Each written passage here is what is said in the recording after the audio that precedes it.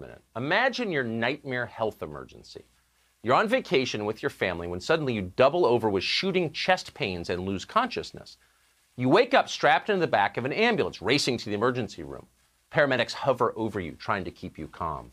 You've had a massive coronary, they shout over the sirens, but we're going to take good care of you. You're about to see one of the best doctors in the country. In fact, Whoopi Goldberg just said this person should be the next Surgeon General. So you slump back onto the stretcher, deeply relieved. Maybe you're going to make it after all. Moments later, they wheel you into the hospital, and there she is, the famous doctor they just told you about. But something's wrong. She doesn't have a stethoscope. There's not a chart or an EKG machine in sight. Instead, she's turning on what appears to be an overhead projector. "Jill," a nurse yells, "there's a patient here. What do we do?" "That's Dr. Biden to you," the woman replies icily, and then launches into a slideshow on equity and diversity in Delaware's community college system. Very soon, you begin to lose consciousness again. For the first time in your life, you have no fear of death. In fact, you welcome its sweet release. You don't just walk toward the light, you run. So contrary to what you may have read, Dr. Jill Biden is not a healer. She's not allowed to write prescriptions. She wouldn't know what to do with your appendix. Dr. Jill has an education degree from some school in Delaware, and you're supposed to find that highly impressive. She could be a Surgeon General. Now, many have laughed at the apparent absurdity of this, but we took it seriously because that's our job. We actually read her dissertation this week, the very document that made her, quote, a doctor. And what did we discover when we did that? We're going to give it to you in a diagnosis. Dr. Jill needs reading glasses. Either that or she's borderline illiterate. There are typos everywhere, including in the first graph of the introduction. Dr. Jill can't write, and she can't really think clearly either. Parts of the dissertation seem to be written in a foreign language using English words. They're essentially pure nonsense, like pig Latin or dogs barking. The whole thing is just incredibly embarrassing. And not simply to poor illiterate Jill Biden, but to the college that considered this crap scholarship. Embarrassing, in fact, to our entire system of higher education, to the nation itself. Jill Biden's doctoral dissertation is our national shame. Are we overstating this? Well, you decide.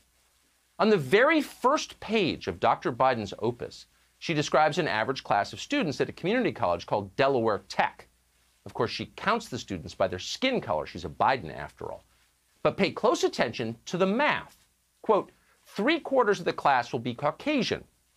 1/4 of the class will be African American. 1 seat will hold a Latino, and the remaining seats will be filled with students of Asian descent or non-resident aliens. In other words, somehow Dr. Biden accounted for all 5/4 of the class, which actually isn't easy. You've got to pay very close attention to do something like that. As the dissertation continues, so does Dr. Jill's habit of counting things in non-traditional ways.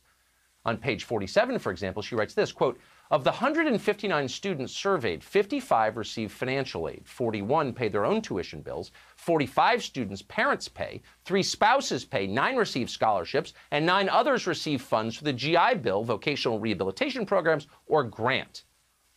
Now, we said that fast, but did you follow the accounting there?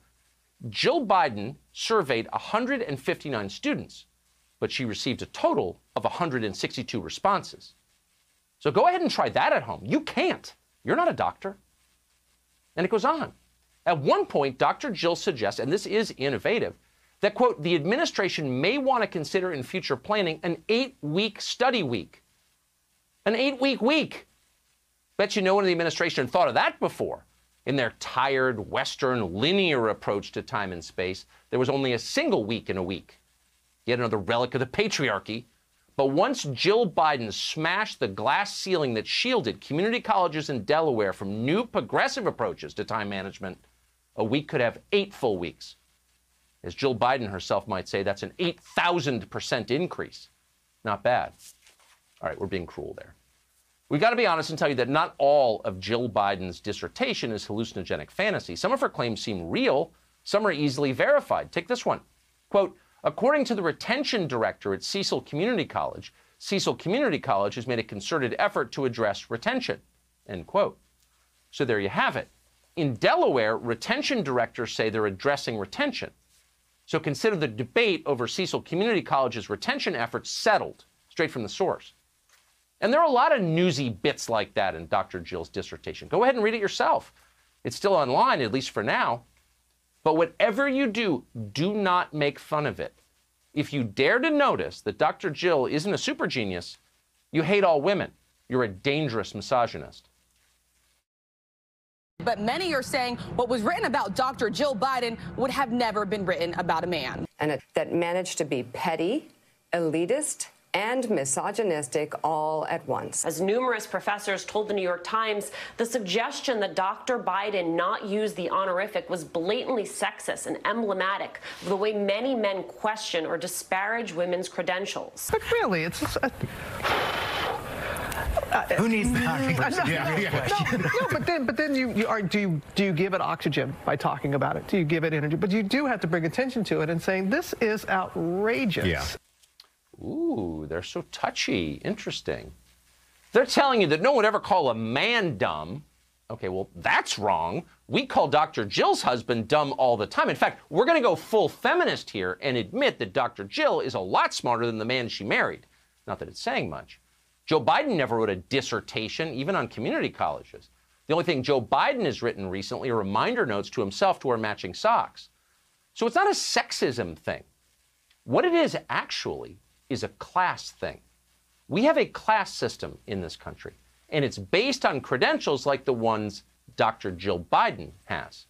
A certain sort of person in America gets advanced degrees or works at McKinsey or goes to Yale, not in order to learn or to create or to achieve anything inherently impressive or worth having. No, instead to justify their power over you. They've got more merit badges, therefore they rule. It's a ridiculous system when you think about it. And that's precisely why they don't want you to think about it. It's why they shout at you and call you names when you mention it. It's why they're so touchy. If you're allowed to point out that Jill Biden isn't really a doctor, maybe not even very bright, then you're just one step away from noticing that the medals on their chests aren't real either. It's all totally fake, just like the meritocracy that justifies their power.